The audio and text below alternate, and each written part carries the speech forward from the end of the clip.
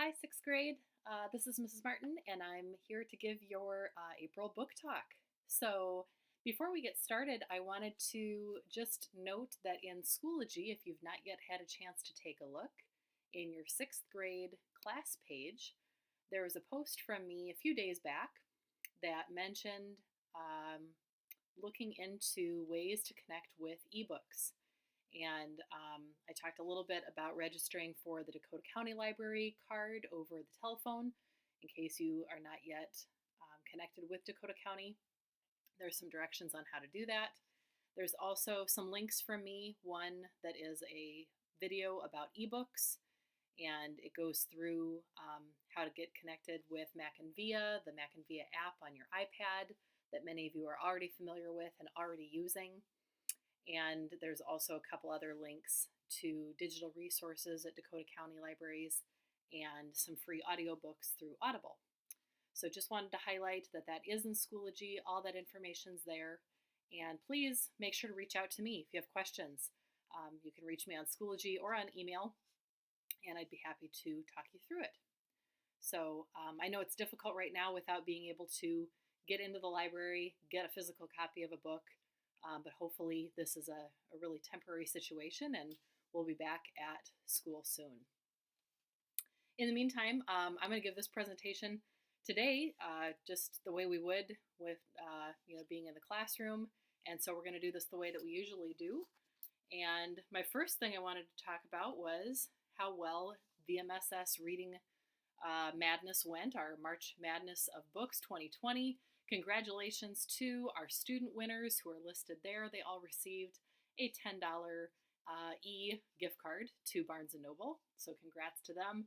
And of course, our winner this year was Out of My Mind by Sharon Draper. So congratulations to those winners, and a fantastic book. If you've not yet read that one, highly recommend that book to add to your list. You can find that one in our realistic fiction section of the library. First book I'm sharing today is called The Puzzling World of Winston Breen by Eric Berlin. It's found in our mystery section. It is part of a series. Winston is a puzzle solver. I don't know about you, but with all this time at home, my family's been spending a lot of time putting together, jigsaw puzzles, physical puzzles. He thinks the only thing better, though, than discovering a puzzle is actually stumping somebody else with one. He loves all kinds of puzzles, word puzzles, mathematical puzzles, logic puzzles. When his sister, though, comes across a mysterious puzzle with strips of wood, with words on them, letters on them, even Winston himself cannot figure it out.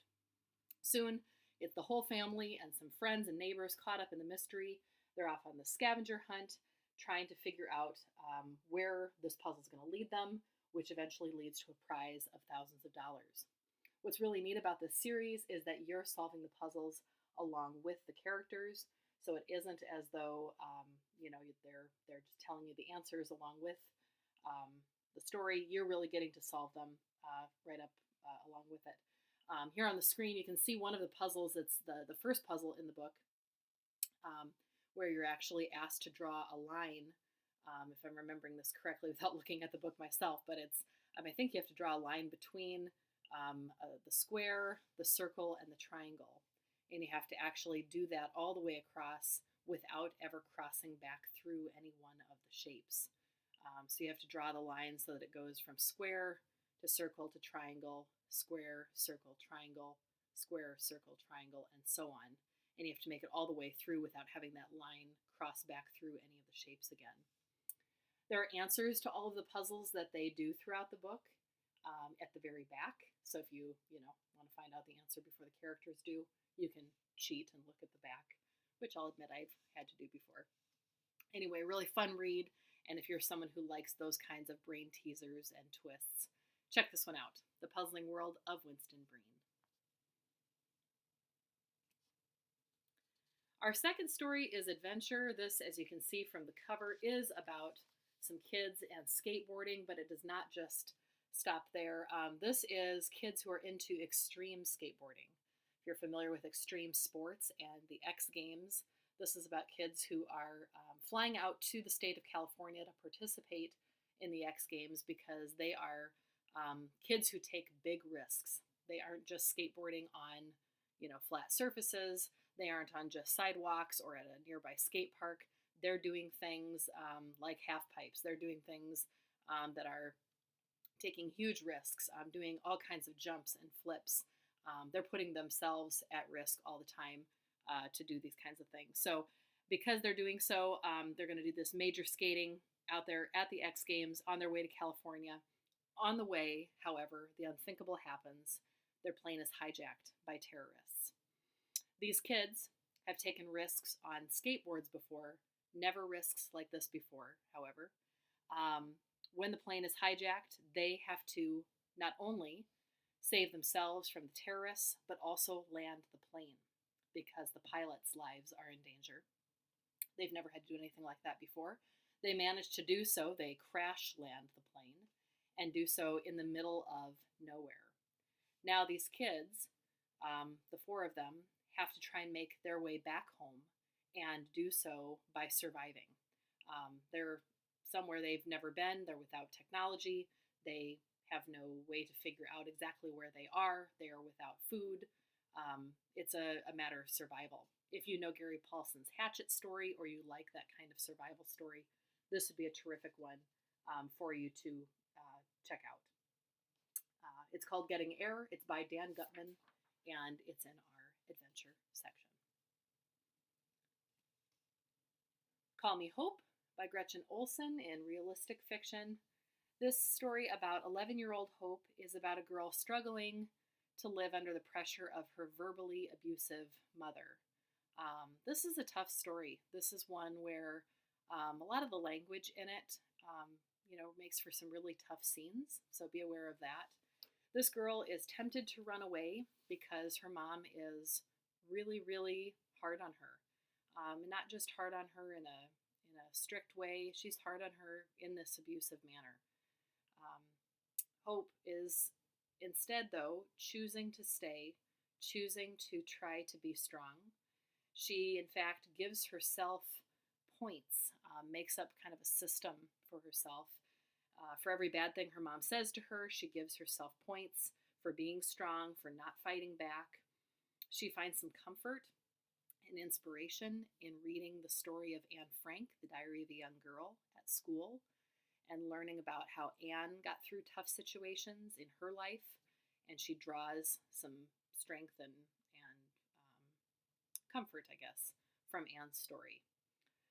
In this book, ultimately, Hope is able to confront her mom and begins to make a change for herself.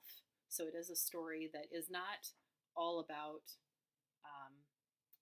sadness and abuse. It's also about learning how to grow from something like that and how to find your way and find who you're going to be and how you're going to overcome the things that are hard. So, Call Me Hope by Olson in realistic fiction for that book. Trapped Between the Lash and the Gun by Arvella Whitmore. This is one of my favorite historical fiction books. I love the way this author chose to bounce the story between present day and the 19th century. This is about a kid named Jordan who is trying to decide whether or not to join a gang. He lives in Chicago. He has an older brother who's part of a gang called the Cobras, and his brother, his brother's friends in this gang are trying to convince him that he should do it. They've given him a gun. They've told him what he needs to do to become a part of the gang is to use this gun, and he's trying to decide whether or not he's going to do it. He's also got this project at school, and the project involves him using a family heirloom. I can't remember if it's a paper or what it is, but he grabs his grandfather's, or great-grandfather's, I should say, pocket watch, and you can see that on the cover of the book here. And when he puts that pocket watch in his hand, the hands of the clock begin to spin, and it brings him back to the time of his ancestors and what it was like for them to be slaves. Jordan begins to understand hundreds of years before, what it was like for the people of his family to be in slavery, and how uh, they were trapped by hard times and difficult choices, and how really being in a gang is another way of being trapped. And we, in this book, see the parallels, see some things that are true um, both in slavery and in being in a gang. And Jordan is grappling with that choice. Should he decide to join the gang or not? Loved this book. This is what I've read at least, 15 years ago probably, and I still remember very clearly how this book turns out. Love this read. Whitmore would be the author's name to write down for this one. Historical fiction, trapped between the lash and the gun. Find out how Jordan decides to resolve this story. Ranger's Apprentice is part of a fantasy series if you're looking for a new one. This one actually has quite a bit of humor to it. But the story is about a guy who is 15 years old. He's always been small for his age, so people haven't taken him real seriously. The Rangers in his world have always scared him. They wear dark cloaks. They, always travel kind of in shadows. And the villagers in Will's community believe that the Rangers practice magic that makes them invisible to ordinary people. Will has been chosen as a Ranger's apprentice. What he doesn't know is that the Rangers are the protectors of the kingdom. The Rangers are highly trained in the skills of battle and surveillance, and they fight the battles before the battles even reach the people. So the people in Will's village, including Will, know nothing about what the Rangers actually do. And Will's about to learn there's a large battle brewing. He is going to find out. He's going to learn the skills of the Rangers, even though everyone in the village doesn't really know or understand what the Rangers do. And this is the first book, full of adventure, pulls you right in from the first page. Ranger's Apprentice, the first book is called The Runes of Gorlan, and you can check that one out in our fantasy section by John Flanagan.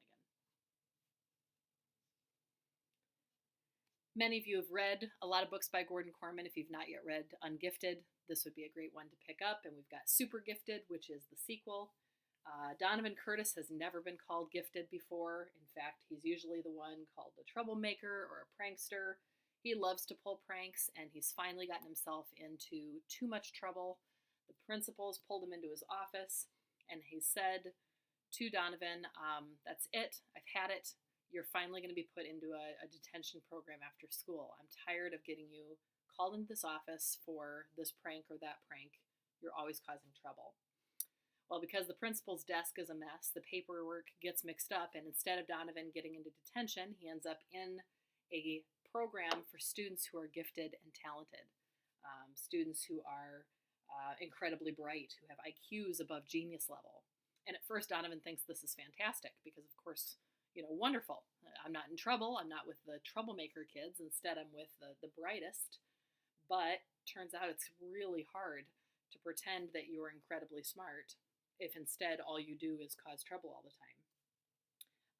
And that's where the story kind of takes off. Really funny book. Gordon Korman writes hilarious stuff. Check this one out in the humor section. And my last one to share with you today is one of my favorite reads from this summer. It's The Remarkable Journey of Coyote Sunrise by Dan Guymanhart. If you've already read The Honest Truth, this is the same author. It's in realistic fiction. This is about a girl named Coyote Sunrise, although that's not her real name. And she is traveling across the country, has been for 5 years, in a school bus with her dad, Rodeo. But that's not his name either. And you'll find out in the story why they are going by two completely different names. You'll find out why they're in the school bus also. Her dad is traveling away from something, and she is traveling, or is wanting to travel, towards something. But they're wanting two completely different things. She's wanting to save something important from her past. She is grieving something. He's wanting to get away from that something. This story is about them collecting people and animals on this bus as they journey around the country. And the story is just about these fantastic characters that will make you laugh and cry. And truly, the less you know about this book before you start, I think the better. This is absolutely a wonderful read that I can't recommend enough. Pick this one up if you're looking for just the absolute perfect read, especially, I think, for this time. Sitting at home, looking for something great to read with fun characters. The Remarkable Journey of Coyote Sunrise by Dan Guyman-Hart. So I hope a couple of these books maybe land on your to-read list. I know that these might not be books right now that you're able to pick up and read. And if not, I hope that something is a book that you can grab when you get back to our library or when the Dakota County Libraries open up again. Just a reminder again, as I finish up this video, don't forget that on Schoology, I've given you some directions on how to get to ebooks. So again, this is in your 6th grade class page. And it's just under my name here. So there's some directions on, there's a little ebooks video, and that goes through with my instructions how to use the Mac and Via app that gives you access to our books in our district. And then there's some stuff about Dakota County Library and Audible, which is audiobooks. I hope you guys are doing well. I miss seeing you, and we'll talk to you soon.